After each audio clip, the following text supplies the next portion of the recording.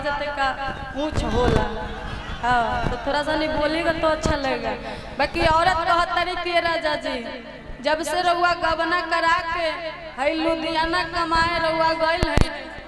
आई घर में एगो नटखट देवर छोड़ गइल है बड़ा हे हर और मरद कहत तारे कि कोनो बात न ह तो तोहर दुलरुआ देवर है ना। बाकी औरत कहत तरीका अशोक भैया कि जब से तू सैया आ गइल हरियाणा आ घोटले घोटात नइखे हमारा से खाना कहे छोड़ गइला बाहर वाला मोजे अरे कहे छोड़ गइला बाहर वाला मोजे लाइन मारेला देवरवा वाला मोजे लाइन मारेला देवरवा वाला लाइन मारेला देवरवा वाला मोजी लाइन मारेला देवरवा वाला मोजी। जब से तू सैया गइल हरियाणा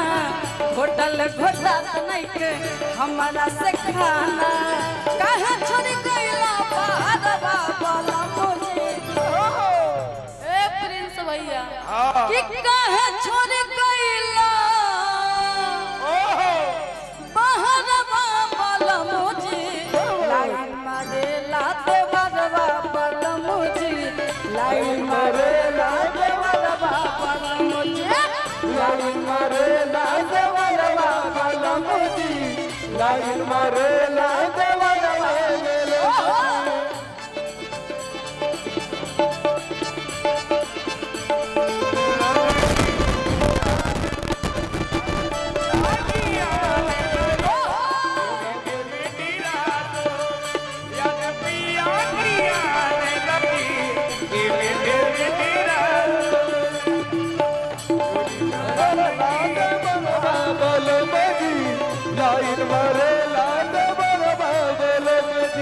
प्यार से औरत बताओ तरीका राजा जी देख चलावत में धोले ला पाजा जल्दी से गाड़ी धके घर तू आजा देख चलावत में धोले ला पाजा जल्दी से गाड़ी धके घर तू आजा लागे कि जान नहीं बची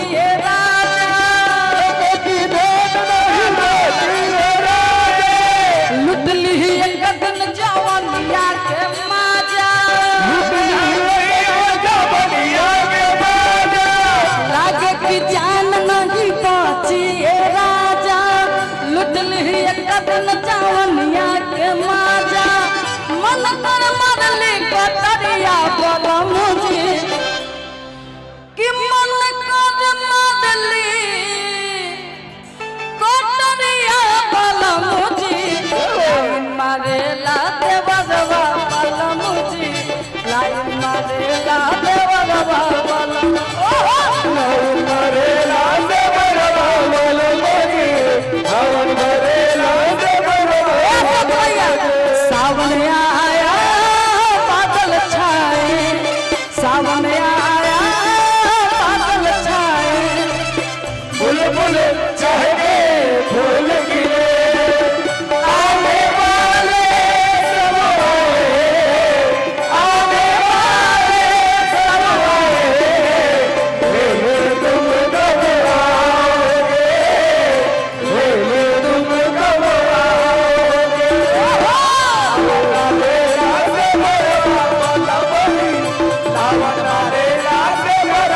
और आगे बड़े प्यार से औरत बताओ तेरी अपना राजा जैसे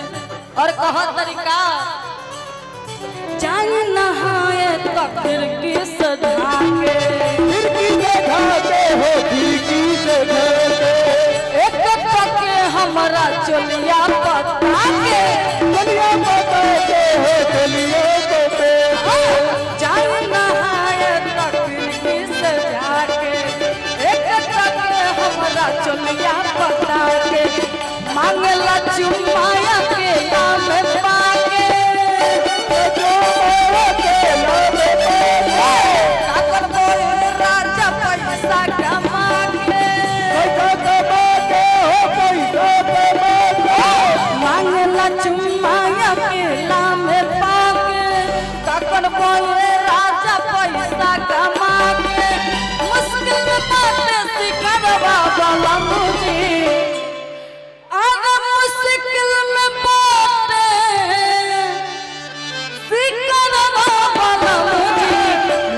मारे लाते बलवा वाला मुझे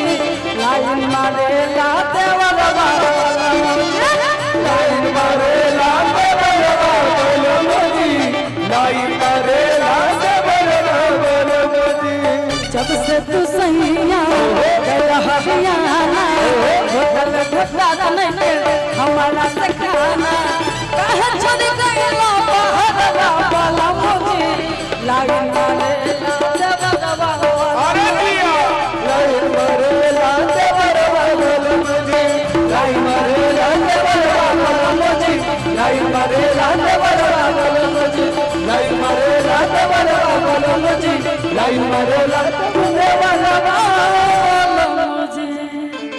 क्या बात है, जोरदार ताली होनी चाहिए।